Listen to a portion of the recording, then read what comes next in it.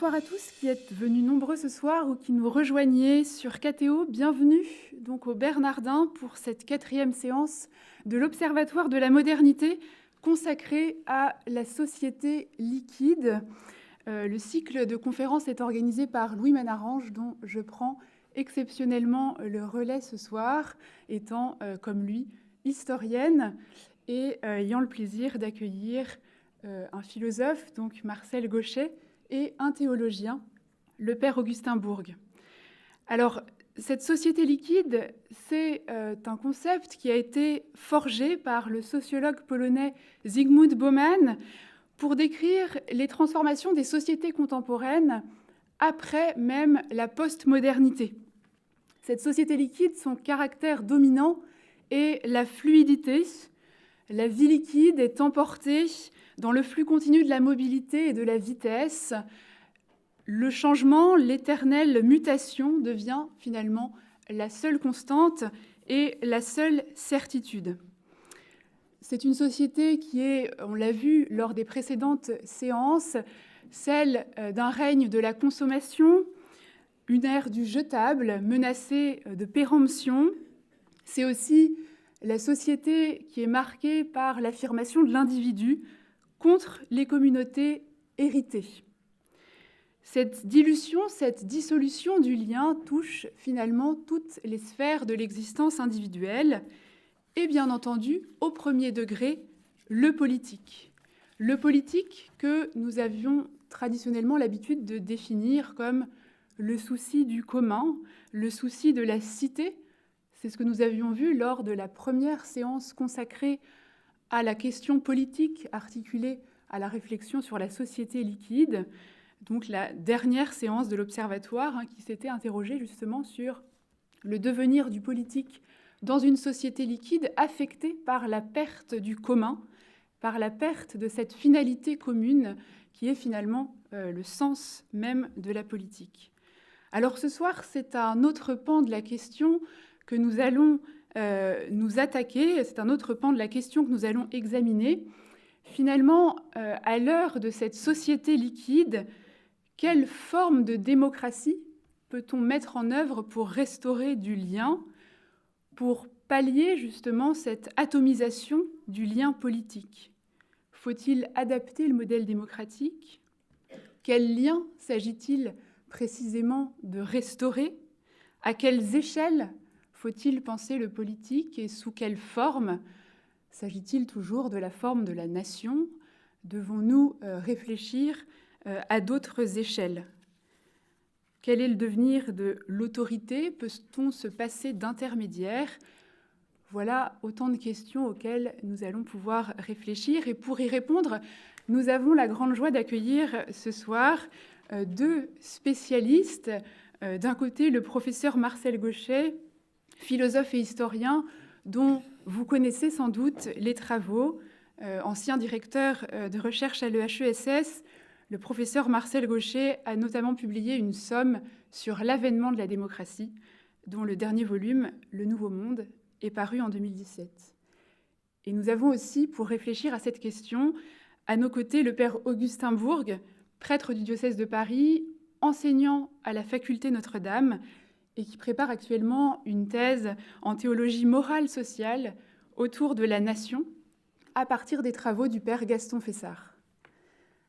Alors, cher père Augustin Bourg, nous vous donnons la parole pour un premier exposé. Merci beaucoup. Donc, voilà, je vais simplement poser la question qui est la nôtre ce soir. Quelle politique pour restaurer du lien en pensant d'abord au lien simple qui unit les membres d'une communauté, d'une société. Et donc, en posant cette question, au fond, je voudrais réfléchir avec vous à la manière dont se construit concrètement cette réalité à la fois très mystérieuse et très fragile qu'est l'unité sociale, l'unité d'un groupe. Et en fait, je suis très heureux de le faire, non seulement parce que cette question, l'actualité nous a montré sa pertinence, mais aussi parce que c'est la question qui touche au cœur de mes travaux, et en fait, peut-être plus profondément même au cœur de ma vocation de prêtre, comme serviteur de l'unité. Alors, je vais aborder cette question en théologien, et je voudrais commencer par rappeler comment se positionne la théologie par rapport à un tel débat ou une telle question. La théologie, et particulièrement la théologie morale sociale, ne prétend pas dicter ou même proposer une politique déterminée. Son rôle, c'est plutôt d'éclairer une problématique sociale, ici la question du lien, à la lumière de la foi au Christ. C'est ce qu'on lui demande. Et le but, c'est de pouvoir formuler des orientations, des critères d'action, des critères de discernement pour nous orienter. Alors je vais concentrer mon exposé sur ce fameux lien en me demandant finalement comment est-ce qu'il se constitue, comment dans une société, de l'intérieur, ce lien entre les personnes est engendré. Est-ce qu'il y a des facteurs qui, de l'intérieur, peuvent favoriser cette unité? Et pour réfléchir à cette question, eh bien, je vous propose, sans surprise, de nous mettre à l'école de ce théologien et philosophe français que je travaille en ce moment, le père Gaston Fessard, jésuite ayant vécu au XXe siècle et qui s'est précisément attaqué et qui a même essayé de contempler cette réalité qui est ce qu'il appelait le mystère de la société et de l'histoire, comment la société est engendrée, comment son unité naît dans l'histoire. Alors, je vais commencer mon intervention en vous proposant un détour, que j'espère éclairant, par une notion que vous connaissez tous, la notion de personne, en regardant comment le père Fessard l'aborde et en voyant comment est-ce qu'elle peut peut-être éclairer la question du lien. Donc, je me réfère à un ouvrage du père Gaston Fessard qu'il écrit en 1935, donc dans un contexte où la crise politique en Europe menace la paix mondiale et où il se pose très sérieusement et pour lui-même la question de savoir comment contribuer à l'unité d'une société, mais aussi des sociétés entre elles. Et dans le cadre de cette réflexion, il se pose la question du rapport entre l'individu et le groupe et la société. Et pour le père Fessard, eh bien, cet événement central pour lui de la naissance, de la vie, de la mort et de la résurrection du Christ a bouleversé, a fortement impacté, on pourrait dire, le lien ou la compréhension du lien entre l'individu et la communauté. Comment ? Eh bien, de deux façons. D'abord, cet événement a élargi, si vous voulez, l'horizon de la fraternité humaine. Il l'a élargi aux dimensions de l'humanité. Et dans le même temps, cet événement a comme consolidé ou densifié la valeur de chaque membre de la communauté humaine. Et pour le père Fessard, cette évolution, on pourrait même dire cette révélation du rapport entre personne et individu, elle se condense, on la retrouve tout entière contenue dans la notion de personne. Donc je vous lis un extrait de cet ouvrage de 1935 qui s'appelle « Pax Nostra », notre paix. On a dit avec raison que le message du Christ nous avait révélé à nous-mêmes comme personne. Et en effet, ce terme convient parfaitement pour signifier la double qualité opposée que nous tenons de notre destinée surnaturelle. D'une part, il nous sert à marquer que chacun de nous acquiert, en raison de cette destinée, un prix incommensurable avec tout le reste de la nature, si bien qu'il devient pour tous l'objet d'un souverain respect. Et d'autre part, dans cette valeur absolue communiquée par le Christ, notre liberté trouve la seule fin digne d'elle, réaliser entre tous une parfaite communauté. Donc vous voyez que la notion de personne, pour le père Fessard, exprime une double qualité de l'homme, qu'il découvre dans l'acte du Christ. D'une part, le don que le Christ fait de sa propre vie manifeste la valeur absolue, la valeur infinie que chacun de nous a aux yeux de Dieu. Et d'autre part, cet acte même nous dévoile aussi la seule finalité digne de la liberté humaine, qui est de participer à cette communication, à cette révélation de la dignité de l'homme, en participant à la construction de cette communion que le Christ veut réaliser. Et donc, nous retrouvons deux aspects de la personne, qui est à la fois, en raison de sa valeur, sujet de droit, en raison de sa dignité, et en même temps chargé d'un rôle au service de tous, sujet de droit est chargé d'un rôle. Et le père Fessard va rapporter ces deux aspects de la personne de façon un peu schématique, mais éclairante, au sens latin du mot personne et à son usage grec. Dans son usage latin, la persona latine, en droit romain, signifie précisément un représentant en matière judiciaire, c'est-à-dire l'individu, élément d'une communauté qui est sujet de droit, qui est terme et principe de relations juridiques. Et l'autre aspect, le deuxième, qui considère la personne non plus comme engageant des relations, mais comme étant elle-même relation, c'est-à-dire comme se faisant fonction des autres, se rendant dépendant des autres et fonction des autres. À ce moment-là, elle est chargée d'un rôle au service de tous, et l'usage à ce moment-là du terme grec nous paraît plus proche, puisque prosopone en grec signifie précisément le visage ou le masque de théâtre et désigne le personnage, celui qui est chargé d'un rôle de représentation dans un ensemble plus large. Alors, pourquoi je dis tout cela ? Parce que ces deux aspects de la personne qui sont liés vont nous être précieux. Le premier, je ne peux pas m'y arrêter très longtemps parce qu'il vous est, je pense, assez familier. Le fait de lier la réalité de la personne au fait que c'est un individu qui est sujet de droit, qui a une dignité propre, ça nous semble assez classique. Et d'ailleurs, l'état de droit, dans l'état moderne, l'ordre de justice vise précisément à proclamer ses droits et à les défendre, à les garantir. Mais il y a ce deuxième aspect qui nous est peut-être moins familier, et qui désigne la personne comme elle-même relation, comme chargée d'un rôle au service de tous. Cela signifie que l'individu ne deviendra personne que si, ayant tout à fait compris qu'il est sujet de droit, qu'il a une valeur infinie, il comprend qu'il est appelé à un rôle au service de tous et qu'il entre dans ce mouvement qui le fait devenir, sous la plume du père Fessard, fonction de tous. Si bien que le père Fessard dit que être personne, c'est devenir de quelqu'un tous. Voilà. Alors, vous voyez peut-être pourquoi ça devient intéressant. Parce que pour le père Fessard, devenir une personne, c'est un chemin, c'est un processus dans lequel on entre. Et que ce processus est inséparable de la constitution de la communauté, de la constitution du lien.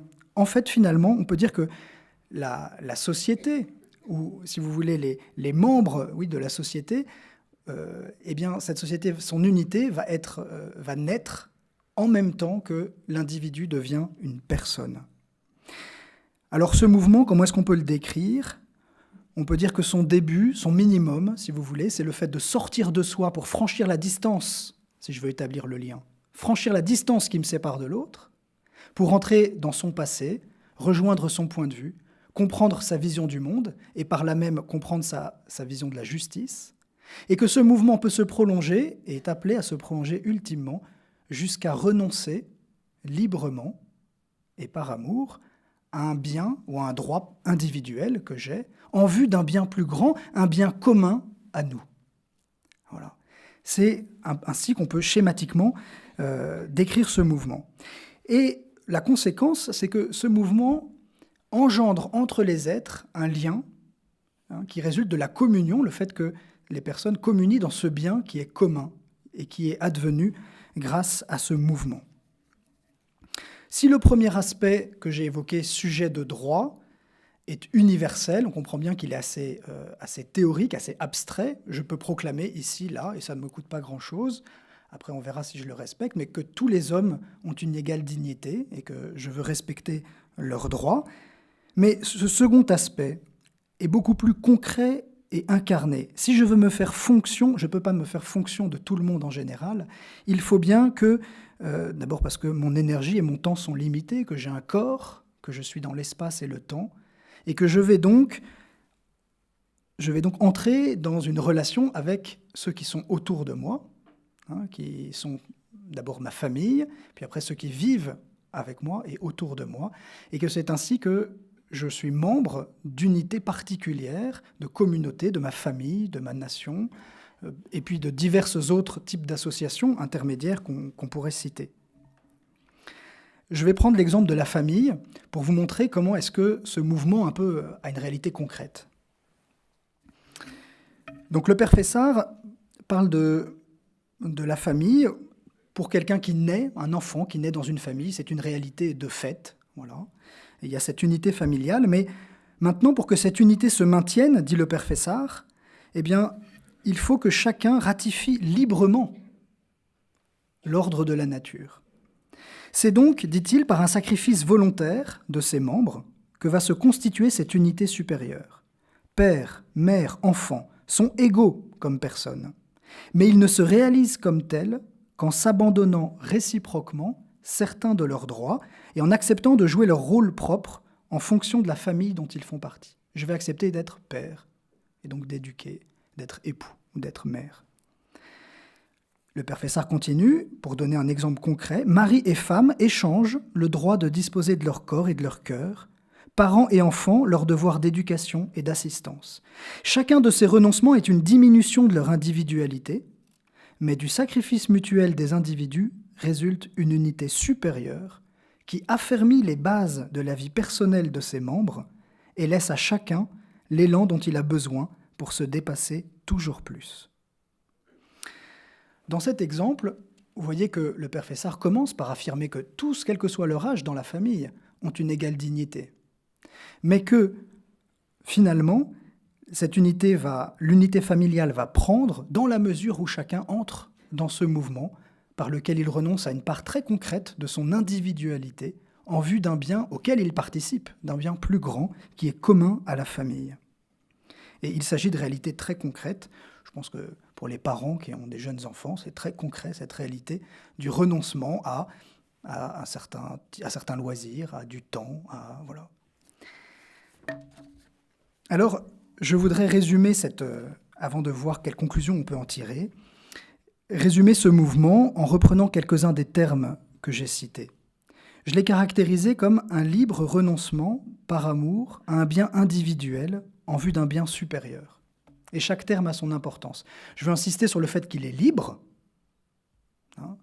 Je décide de m'engager dans ce lien, ou alors s'il me précède, j'y consens, qui est une autre forme d'exercice de ma liberté. La deuxième chose, c'est qu'il s'agit toujours de viser un bien.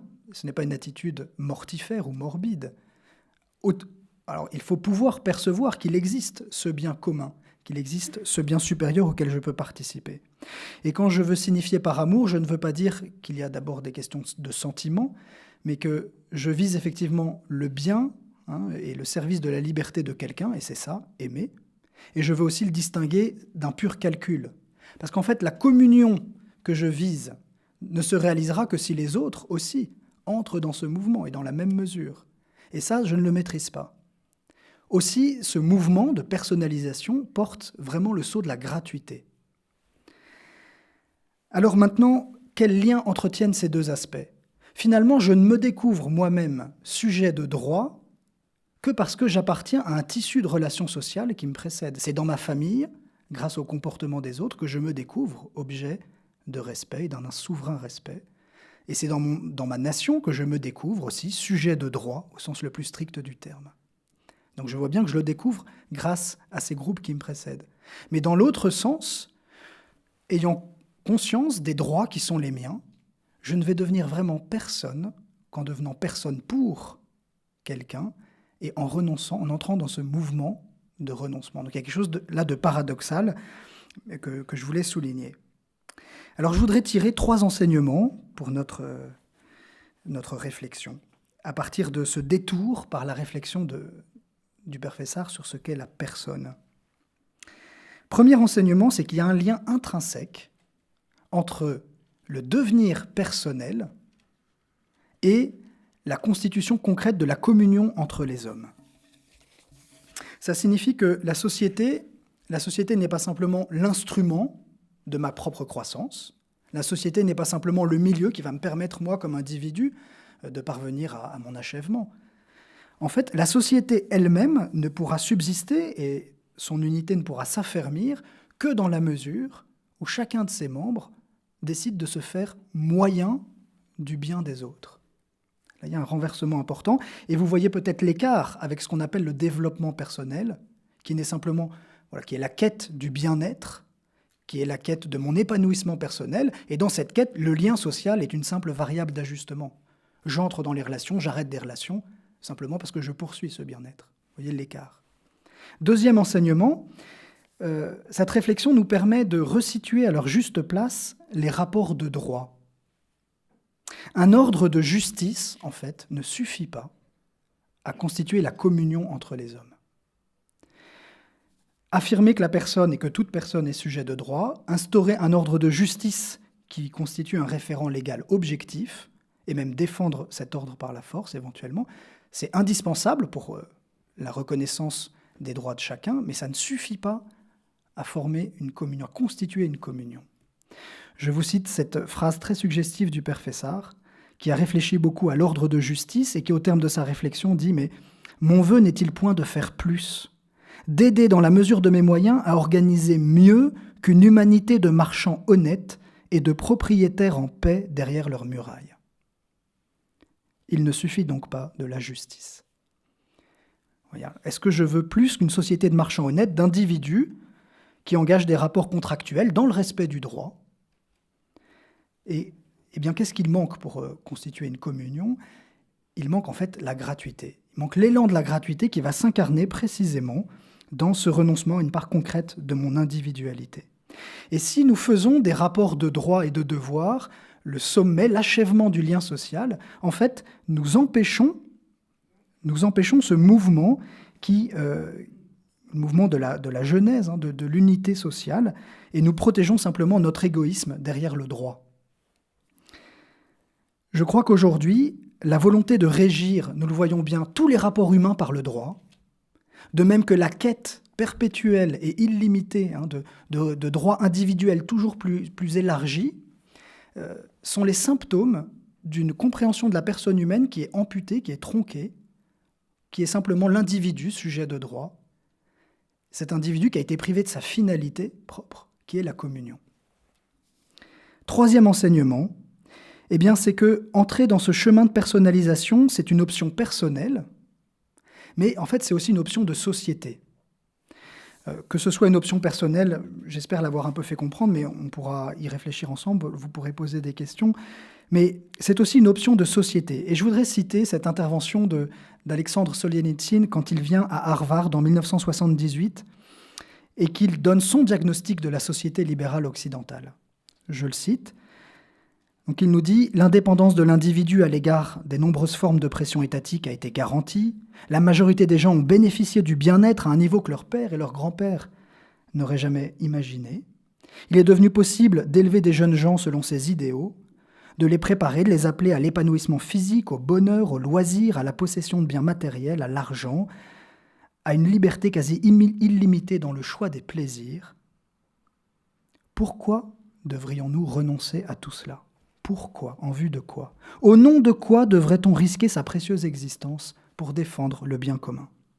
Et il ajoute, impensable alors de parler de contrainte ou de renonciation à ses droits, ni de demander de sacrifices ou de gestes désintéressés, ça paraît absurde. On n'entend pour ainsi dire jamais parler de retenue volontaire, chacun lutte pour étendre ses droits jusqu'aux extrêmes limites des cadres légaux. Et il nous dit, quand la vie tout entière est tissée de relations légalistes, il s'en dégage une atmosphère de médiocrité spirituelle qui paralyse les élans les plus nobles de l'homme. Voilà ces trois enseignements que je trouve éclairants sur la genèse du lien social. Et donc je ne vais pas dire de politique précise, mais pour donner un exemple de ce qui me semble intéressant, d'initiative institutionnelle qui entend dépasser cette vision de l'individu comme titulaire de droit. C'est ce qu'on appelle la justice restaurative. Peut-être certains connaissent. Cette justice née dans les pays anglo-saxons, en particulier au Canada, dans les années 70. Et contrairement à la justice pénale classique qui considère surtout l'infraction vraiment comme une violation du droit au préjudice de l'État, la justice restaurative considère plus largement tout crime comme quelque chose qui blesse le lien interpersonnel, le lien dans les familles, dans le cadre professionnel et dans les sociétés. Et donc elle met en place les instruments pour restaurer, sans entrer dans le détail, pour restaurer ce lien, en complément d'une justice strictement légale.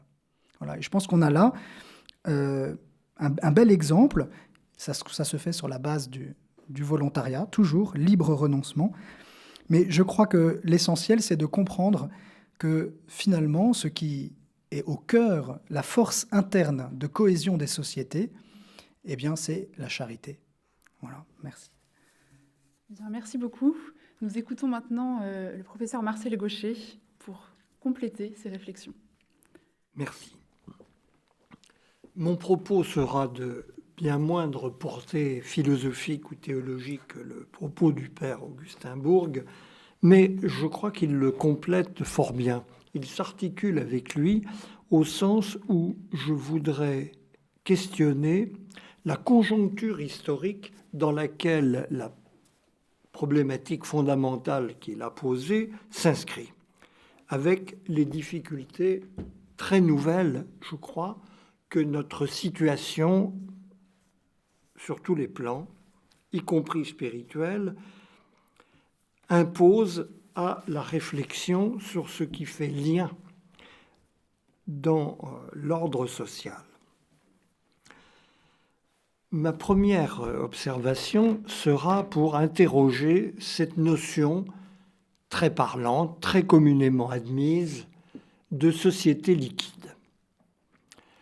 Elle n'a pas fait fortune par hasard dans l'observation des sociétés contemporaines. Elle est en phase, elle coïncide avec ce qui apparaît comme l'état de nos sociétés, et je pense surtout en fonction de l'écart avec le modèle social qui prévalait jusque dans les années 1970 à peu près. Nous sommes entrés dans une nouvelle manière des sociétés de se présenter qui leur donne une apparence fluide, de transformation permanente. En termes savants, on peut parler, à propos de cet état de la société, d'un mouvement de désinstitutionnalisation au fil duquel les grands cadres collectifs perdent à la fois leur autorité sur les personnes, qu'elles cessent d'assigner à des positions bien définies par des liens contraignants, et en même temps, cela dans le cadre d'une société en mouvement accéléré qui interdit la fixité des positions et des définitions, même institutionnelles. Donc, indiscutablement, cette notion de société liquide a une pertinence descriptive qu'il faut assumer. Pour autant, nous dit-elle le vrai sur ce qui nous s'est passé dans nos sociétés au cours de ces dernières décennies. Je crois que cette notion de société liquide est tout aussi trompeuse qu'elle est éclairante. Elle est éclairante dans la description, elle est non seulement insuffisante dans la compréhension, mais trompeuse. Elle nous égare sur ce qui s'est passé. La vérité est que nous avons connu un siècle, en gros, je n'ai pas le temps d'entrer dans le détail historique, de ce qu'on peut appeler la société d'organisation, qui coïncide, on pourrait lui donner un siècle, 1880-1980, des dates qui coïncident avec le grand cycle de la deuxième révolution industrielle. La révolution de la grande industrie, la révolution, mais à l'échelle collective des grandes organisations, partis, syndicats, tout ce qui constitue le cadre institutionnel qui nous est familier et qui est effectivement entré en crise dans les années 1970 jusqu'à se liquéfier, pour poursuivre avec cette image. Mais est-ce le tout du processus ? Je ne le crois pas. Et pour aller droit à l'essentiel, je dirais que nous sommes passés d'un mode d'organisation des sociétés à un autre. Et la caractéristique première, la plus facile à repérer en un certain sens, de cette métamorphose organisationnelle de nos sociétés, qui est toujours en cours, qui est loin d'avoir épuisé ses effets, a consisté à faire passer le cadre politique du statut de superstructure, la superstructure par excellence dans les descriptions sociologiques classiques, au statut d'infrastructure. Mais nous sommes dans une société, en réalité, plus organisée que jamais, à ceci près que l'organisation ne se présente plus comme ce qui nous encadre, ce qui nous domine, ce qui nous impose des places depuis un surplomb institutionnel dans tous les ordres, encore une fois, de l'industrie à la politique, en passant par l'organisation de la société civile en général. Nous sommes passés à un monde où le rapport entre les êtres est organisé en quelque sorte de manière sous-jacente. Ce qui représente l'aboutissement d'ailleurs d'un mouvement très ancien, venu de très loin, qui se confond à beaucoup d'égards avec le devenir de l'État moderne depuis le XVIe siècle, dont on pourrait montrer le progressif enfouissement dans les bases de la vie sociale, dont l'effet est majeur, puisqu'il a pour conséquence directe d'autoriser une liberté sans précédent des personnes, en créant même l'illusion de leur déliaison. Elles sont en effet délivrées du souci de veiller elles-mêmes à l'entretien du lien de société, qui est un trait, là aussi, bien repéré par les descriptions pertinentes de la société contemporaine et qui fait parler très communément maintenant de la déformalisation des rapports sociaux. Déformalisation parce que ce formalisme était une pièce intégrante de la vie collective que nous assimilons très volontiers rétrospectivement au règne d'un conformisme qui nous surprend quand nous le voyons encore à l'œuvre dans une foule de sociétés du globe, où l'étiquette, la construction rigoureuse des modalités selon lesquelles, même au plus quotidien, on s'adresse aux personnes qui vous sont les plus familières, vos parents, pour ne pas parler de vos voisins et a fortiori de vos supérieurs hiérarchiques dans l'organisation de la vie collective. Au travers de cette contrainte, dont la société d'organisation aura été le dernier avatar, on avait comme impératif de l'existence des individus l'entretien du lien qui les tient à la communauté à laquelle ils appartiennent ou à leurs pareils en général, dans tous les registres, et on sait dans quelle sophistication certaines sociétés ont élaboré le code qui prescrit l'ensemble des formes de relations possibles entre les êtres, du plus humble niveau jusqu'au plus élevé.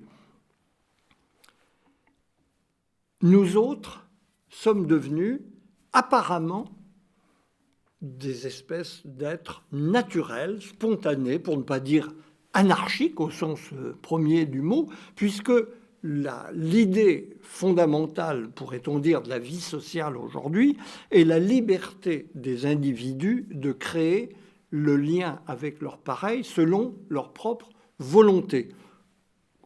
Je ne parle pas du contrat juridique, mais aussi bien du lien le plus spontané qui s'établit de la manière la plus libre possible en fonction du désir, du souci mutuel ou des intérêts des personnes concernées.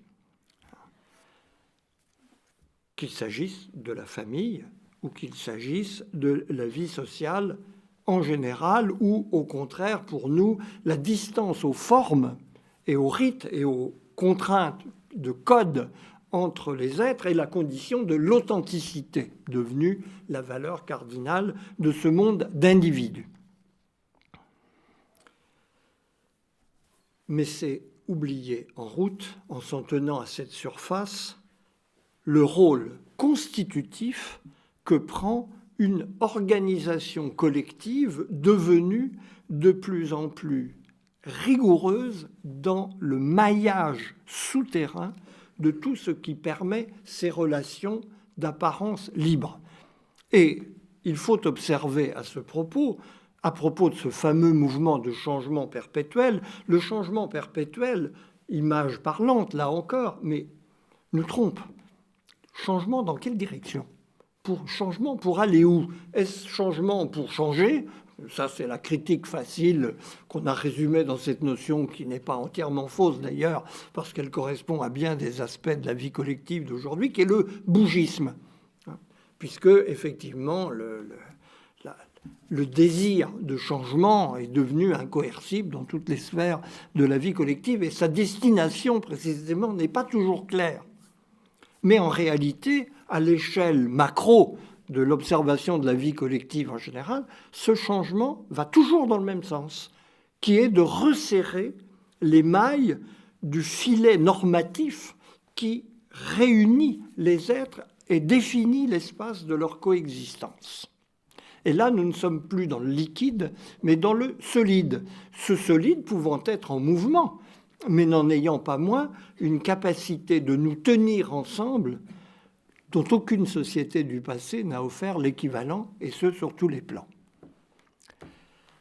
Et cela vaut d'ailleurs aussi bien pour ces relations qui créent du lien entre les personnes. Le terme d'individualisme est devenu une sorte de tarte à la crème de la description des sociétés contemporaines, et là encore pour de bonnes raisons, car c'est en effet ce que nous voyons.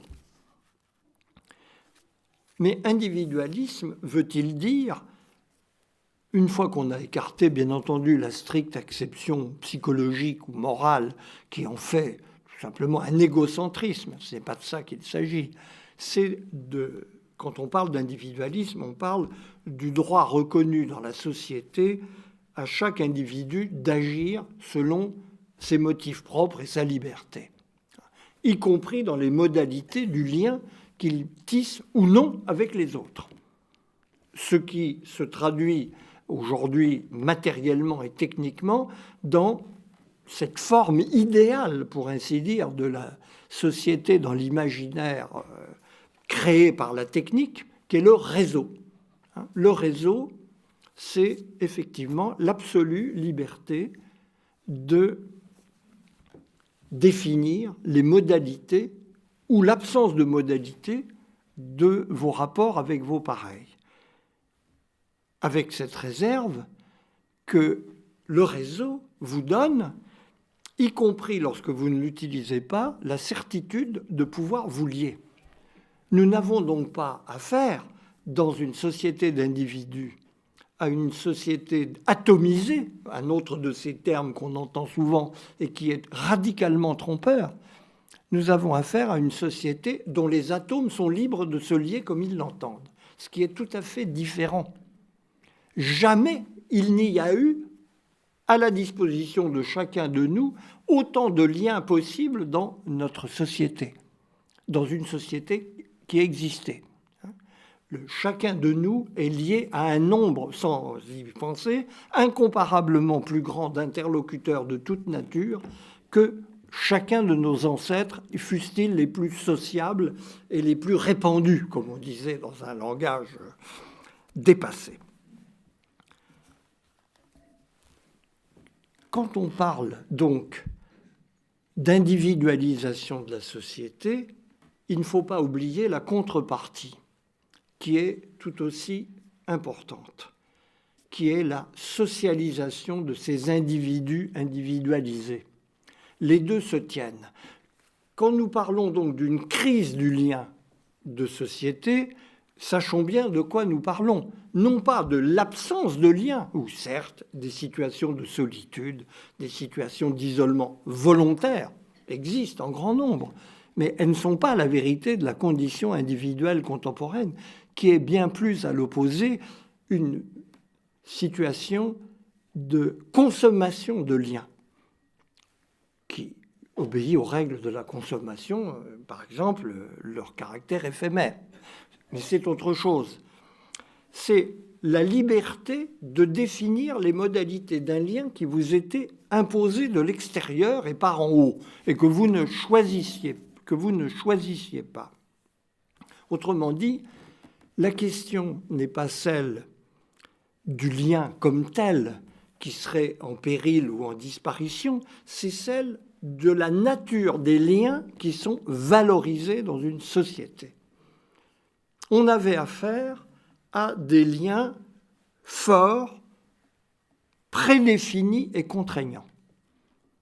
C'est l'ordre social traditionnel tel qu'il s'est maintenu jusque tout près de nous. Il y a quelques décennies encore, il était la forme instituée de la vie collective. Nous sommes passés à une culture qui valorise le lien faible qui est le lien choisi entre des personnes privées et qui n'a d'autre finalité que privée. Le problème du lien aujourd'hui, c'est la manière dont ce lien, encore une fois, plus intense, plus démultiplié, plus disponible que jamais, ne serait-ce que parce qu'il est à notre disposition dans notre poche de façon très accessible, là où il fallait éventuellement des déplacements coûteux, des relations compliquées, l'écriture de lettres laborieuses pour le maintenir. Tout cela est devenu d'une aisance qui fait de nous des êtres relationnels comme nous ne l'avons jamais été. Mais au profit de quoi et avec quelles conséquences ? Ce qui s'est perdu en route dans cette évolution, c'est ce lien fort de l'appartenance publique. L'appartenance à une communauté reconnue comme supérieure au destin individuel et supérieure en ceci notamment que donnant sa dignité et ses finalités à l'existence de tout un chacun. Ce qu'on appelle en effet classiquement dans nos régimes la nation. L'État-nation, si l'on veut donner une formule plus complète de cette communauté d'appartenance qui était l'horizon naturel d'un individu qui y trouvait le cadre où son individualité prenait sens, comme à la fois destin historique et service, voire sacrifice, à plus haut que lui-même. Ce à quoi nous avons affaire, c'est à une substitution historique d'un type de lien entre les êtres à un autre et d'un type de lien qui rend problématique l'identification d'un commun supérieur aux êtres qu'il réunit. Pour le dire donc d'une formule plus développée, notre problème aujourd'hui est celui de l'inconscience que produit naturellement le cadre social où nous inscrivons à l'égard de l'infrastructure politique et sociale qui permet notre liberté. À de certains égards, pourrait-on dire, notre société produit spontanément des êtres en situation d'irresponsabilité au regard de ce qui leur permet d'exister dans leur liberté. C'est cela le fond, je crois, du problème du lien interpersonnel et social et politique aujourd'hui.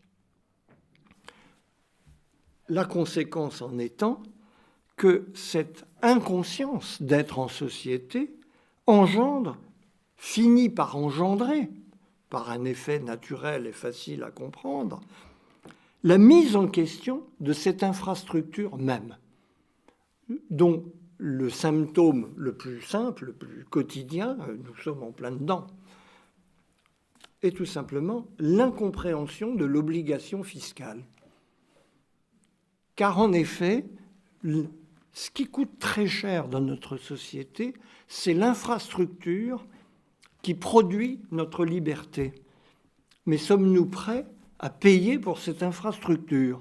Et l'on voit bien qu'il y a une incompréhension fondamentale chez énormément de citoyens, la majorité en réalité, quand on regarde de près, à l'égard de cette nécessaire production du cadre à l'intérieur duquel ils peuvent, leur coexistence est assurée d'une manière pacifique, libre et démocratique, au sens où ils ont tous le droit à la parole. Un droit à la parole dont l'idée qu'il puisse aboutir à une mise en commun de ces paroles finit elle-même par se brouiller. D'où le problème démocratique sur lequel nous butons aujourd'hui. La démocratie, est-ce la capacité pour l'ensemble des citoyens d'un pays d'exprimer un vœu personnel dont aucun algorithme ne permettra jamais d'assurer la réduction à l'unité qui serait celle d'une décision politique. Ce qui est prodigieux dans la situation que nous vivons, c'est que c'est le cadre même que l'histoire nous a façonné, qui n'est pas vraiment maîtrisé dans nos pensées, qui produit une situation qui le met en crise. En ce sens-là, nous avons affaire à une crise au sens le plus fort du mot, c'est-à-dire à une contradiction dans le mode de fonctionnement de nos sociétés, qui n'est pas la contradiction dont on s'aperçoit qu'elle est plus facilement susceptible de compromis, qui a longtemps occupé les esprits, qui était celle entre le capital et le travail. Là, nous sommes dans quelque chose d'infiniment plus fondamental qui tient à l'ordre même qui s'est instauré dans nos sociétés. C'est à ce niveau que nous pouvons valablement, je crois, aujourd'hui, envisager la question d'une politique qui répondrait à ce défi nouveau qui est l'incompréhension du fonctionnement de leur cadre collectif par les individus que fabrique cette collectivité. Alors, bien sûr, il faut s'interroger sur le possible dans une telle situation. Le possible, je l'évoquerai très rapidement pour conclure, il nous viendra à la fois du dedans et du dehors. Il vient d'abord du dedans, en ceci que ce mode de fonctionnement suscite une évidente frustration qui met en relief d'ailleurs ces dimensions de l'existence commune qu'on peut exprimer d'ailleurs dans un autre langage qu'évoquait le père Bourg à propos de Gaston Fessard. C'est qu'en effet, l'appartenance qu'on oublie finit toujours par se rappeler à vous. Et la frustration est d'autant plus vive que cette appartenance n'a plus vraiment de visage saisissable, tout en étant extraordinairement enracinée. C'est le cas de la nation d'aujourd'hui. Donc, il y a là un ressort qui nous promet de toute façon un mouvement. Et puis, à l'évidence, nous sommes dans un monde où nous ne sommes plus seuls. Et nous sommes sortis de cet espace où les nations n'avaient entre elles que ce lien évoqué par le père Fessard dans Pax Nostra, ou de l'oubli de leur existence dans les moments de paix, ou de leur rappel à l'existence dans les moments de guerre. Nous ne sommes plus dans cet état, nous sommes dans un commerce permanent, un commerce dans tous les sens du terme, avec toutes les nations du monde, d'une certaine manière, lesquelles ne sont pas nécessairement dans ce rapport, pour toutes sortes de raisons, que nous avons noué avec notre propre appartenance. Et en fait, c'est là, de l'extérieur, dans la leçon du monde et la pression que le monde exerce sur nous, que nous sommes appelés, dans tous les cas, à retrouver le sens de ce que le mouvement de notre histoire nous a fait oublier, probablement de manière très temporaire. Donc, ce sont ces opportunités-là qu'une vraie politique démocratique, plus qu'une ingénierie constitutionnelle qui nous amènerait ceci, cela comme innovation, qu'il faut chercher la bonne direction à nos dilemmes du présent. Merci. Bien, merci beaucoup à nos deux intervenants pour leurs réflexions très complémentaires. Alors, avant de laisser la parole à la salle et de quitter les téléspectateurs de KTO, je vous posais assez rapidement deux questions pour prolonger la réflexion.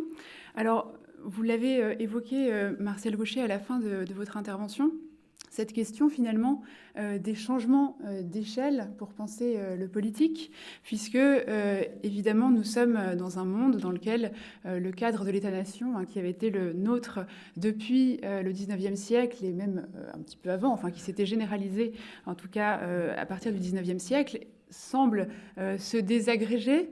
Et en tout cas, c'est vrai que d'autres formes de ce qu'on appelle aujourd'hui la gouvernance semblent s'esquisser. Alors, je poserai la question peut-être en référence aux travaux du père Gaston Fessard, qui lui-même assistait à la mise en place, notamment d'une société des nations dont on sait qu'elle n'est pas parvenue exactement à remplir ses objectifs, mais comment finalement la réflexion sur un bien commun des nations que pouvait mener le père Gaston Fessard nous est-elle utile aujourd'hui dans le contexte de mondialisation qui est le nôtre? Et puis la deuxième question que je poserai peut-être plus cette fois-ci au professeur Marcel Gauchet, finalement, y a-t-il des solutions politiques à cette perte d'identification à un commun, à cette incompréhension par rapport au rôle de l'infrastructure? Est-ce qu'on en voit aujourd'hui des prémices ou en tout cas des tentatives, soit du côté d'une démocratie plus participative, délégative, du côté d'une revalorisation de l'échelon local, par exemple? Voilà, donc en quelques mots, des réponses peut-être de 2 ou 3 minutes chacun. Nous sommes pressés par le temps. Effectivement, la question on voit bien aujourd'hui, la remise en question de l'État-nation, elle vient on pourrait dire, reprendre les termes tout à l'heure, du dehors et du dedans, de l'intérieur, avec la question de dire, mais finalement, est-ce qu'on est une nation ? Pierre Manant a une expression, il dit, c'est même plus la question d'être mal représenté, la question c'est est-ce qu'on est encore représentable ? Est-ce qu'on est un peuple ?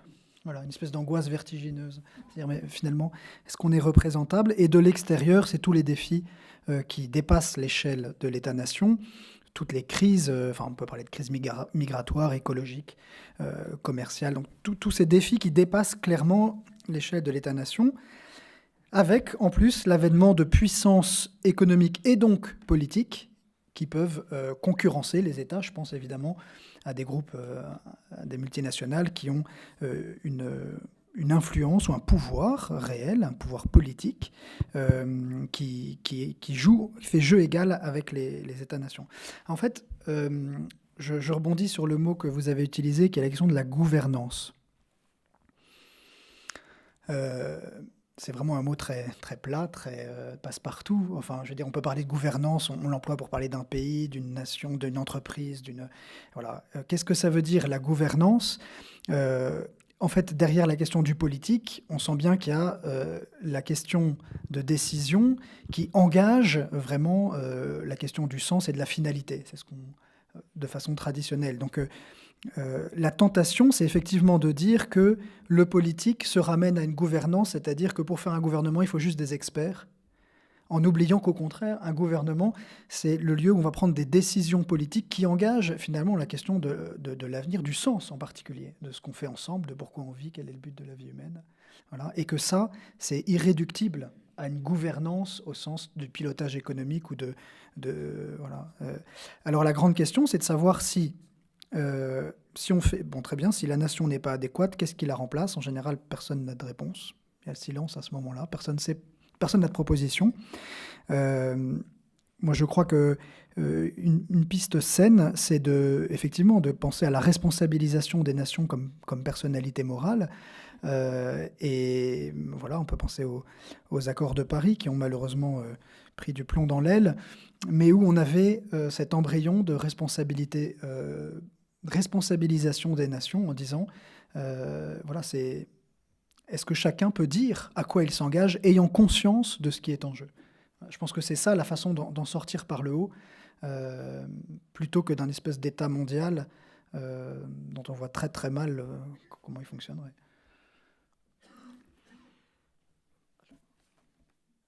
Je crois que du point de vue de la réflexion politique sur les réponses à une situation de malaise qui est reconnue par tous, nous nous engageons dans une impasse en nous contentant de réfléchir sur les procédures. La crise de la représentation, pouvons, constat très généralement partagé, tient-elle aux modalités dans lesquelles est définie cette représentation, les modes de scrutin, la nature des personnes qui nous représentent? Je ne le crois pas. Le problème de la représentation, mais c'est le problème des institutions en général, c'est le problème du contenu de ce qui s'y dit, s'y énonce, s'y représente. Ce qui est important, ce n'est pas qui sont nos représentants, c'est quelle est la représentation de la collectivité qui se joue au travers de ces personnes qui sont porteuses, en effet, de vision politique. Je dirais de façon générale, toute l'impasse aujourd'hui, celle aussi bien de la démocratie participative ou délibérative, c'est que la procédure devient une finalité en elle-même. Tout le monde s'exprime, mais que sort-il de cette expression? Là est la question. À quoi allons-nous aboutir au terme de cette délibération qui n'est pas une fin en elle-même? Une délibération est un moyen de parvenir à une fin qui est une image plus juste de la décision à prendre. Et de façon très significative, nous sommes embarqués dans une tentative de sophistication indéfinie. J'ai même proposé un terme qui n'a aucune prétention, qui est un terme polémique, c'est l'institutionnite.